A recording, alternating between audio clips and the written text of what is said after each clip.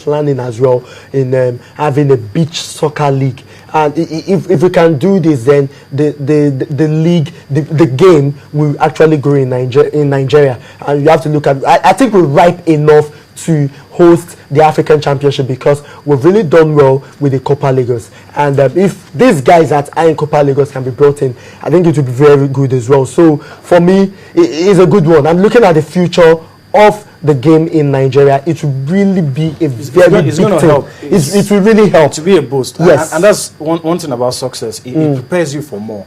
You look at South Africa, from one major sporting event to the other, and before they were hosting the World Cup.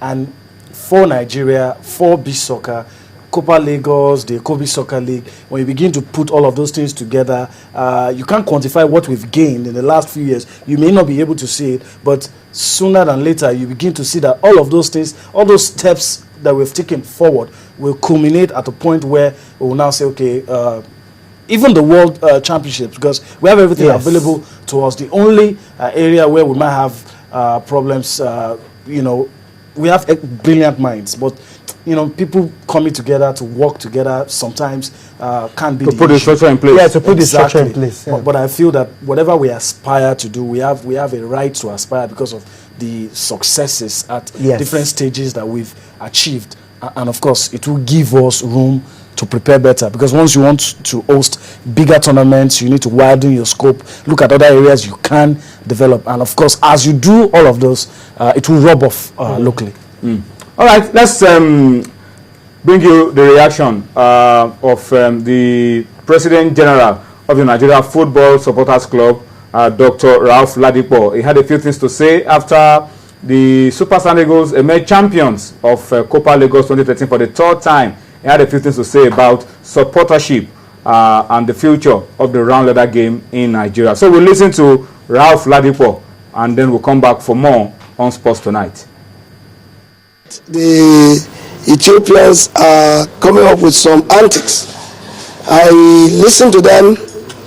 I got from the grapevine that they will not allow us with our drums and trumpets to the field. I say that is not going to happen, because football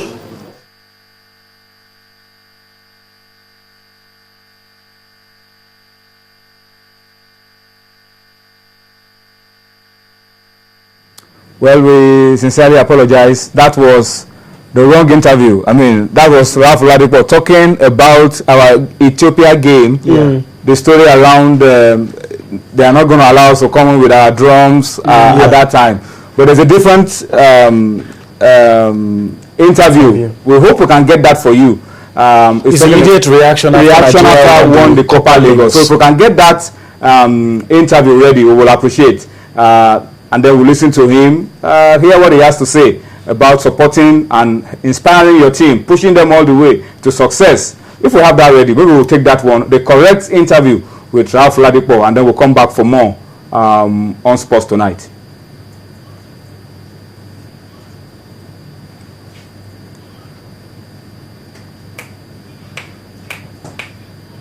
Okay, I'm told, well, apologies for the mix-up. It looks like we can't get that track ready for you, but let's go. Maybe we'll come back to it later on. Before we go on a break, gentlemen, countdown to January 9, the GloCAF Awards in Lagos. Let's talk about two legends that have been shortlisted for awards. Unfortunately, two of them are not around. We're talking about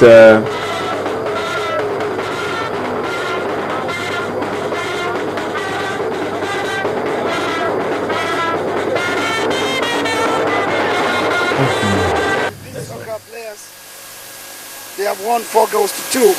Wherever you find us at any time it is happening, we are always winning. And that's why we're a happy group of people.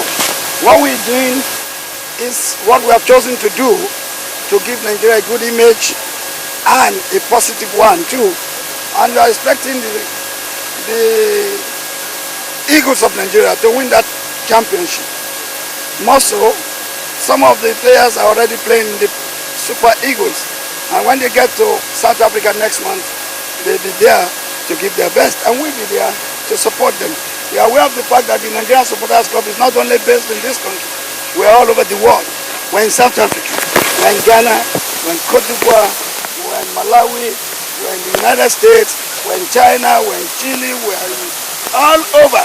And by the grace of God, next month I'll be traveling to Brazil, Sao Paulo, to bring all the Nigerians together, so that by the time the Super Eagles get there in June 2014, we have between 5,000 to 10,000 Nigerians supporting the Super Eagles whenever they...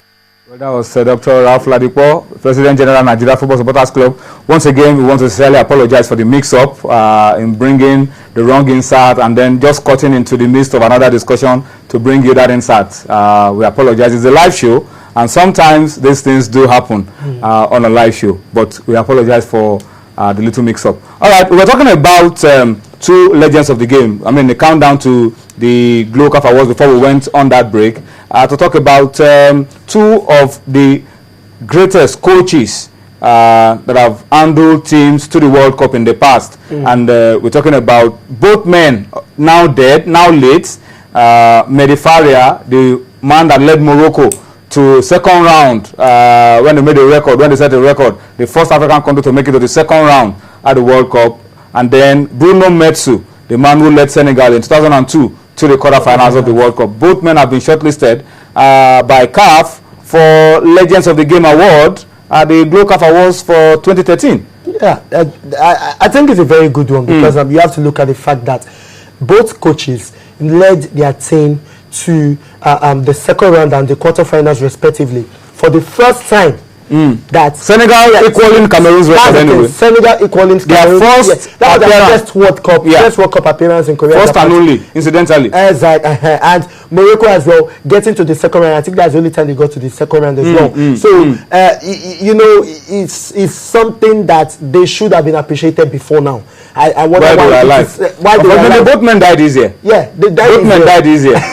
which prompted, which I think prompted. Yeah, maybe that was what prompted it. But I feel they should have been given this even while they were alive. But I think it's good. Coming is better late than never. Well, these two guys, I mean, you would always remember what they've done, especially if you're a football fan. In recent history, Metsu with Senegal in 2002. And they could have gone past, probably with some bit of luck, they could have gone past that quarterfinal stage. And for Morocco as well in 1986, getting to the second round, the likes of Bellumi and all of that. I think these two guys really stand up. If you look at the coaches that deserve this kind of award, some of the other ones that should be honored are lucky to be alive. Maybe they get remembered in subsequent editions. But these two guys, especially because they died this year, and you want to look at what they've done, the impact on the global scene. Still fresh in our memory. Not just on the African the fact that we just lost them. Still fresh in our memory. That's still very fresh. And the fact that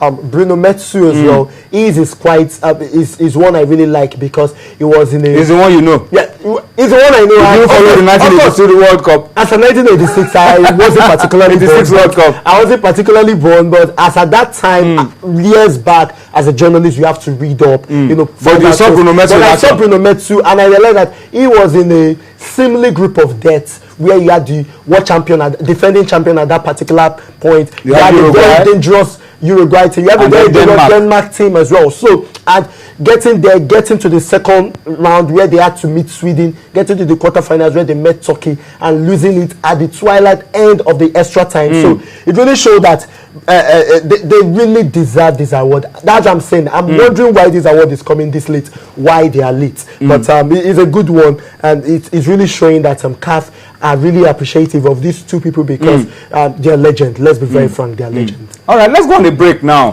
When we return from the break, we'll make a change and we'll switch from football. We'll take a look at youth games, basketball on Sports Tonight. But let's go on a break. We'll come back for more on Sports Tonight.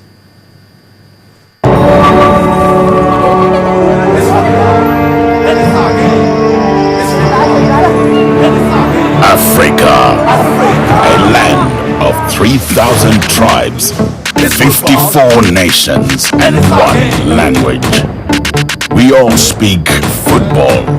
It's what drives us. And and it's where the best players in the world appear out of nowhere. Who is this year's best young player? Who is the best national